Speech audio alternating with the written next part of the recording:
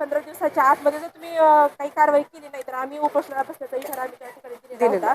त्या अनुषंगाने ग्रामपंचायत त्यांनी 1/1/2026ला ग्रामसभा ठेवलेली आहे. जर त्या सभेमध्ये जर दारूबंदीचा विषय जर झालाच नाही किंवा दारूबंदी जर झालीच नाही तर मग आम्ही उपोषणाला बसणार आहोत. गावकरी महिला आहेत आणि आज आम्ही या ठिकाणी सरसकट दारूबंदीसाठी या ठिकाणी आम्ही मागणी केलेली आहे.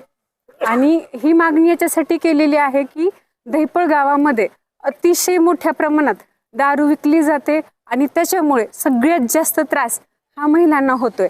गावातील महिला एवढ्या मोठ्या प्रमाणात त्रस्त झाल्यात की गावातील तरुण, वृद्ध आणि लहान मुलं जे की शाळांमध्ये सुद्धा जातात अशी मुलं सुद्धा दारू पित आहेत आणि व्यसनांच्या मागे लागलेले आहेत. आणि त्याच्यामुळं हे दुःख कुठलीही आई पाहू शकत नाही. आणि म्हणूनच आम्ही समस्त गावकरी महिला ज्या आहेत दहिपळच्या त्यांनी असं ठरवलंय की आता आमच्या गावची दारूबंदी जी आहे ती झालीच पाहिजे आणि व्हायला पाहिजे. आणि त्यासाठी आम्ही आज या ठिकाणी निवेदन द्यायला आलेलो आहे.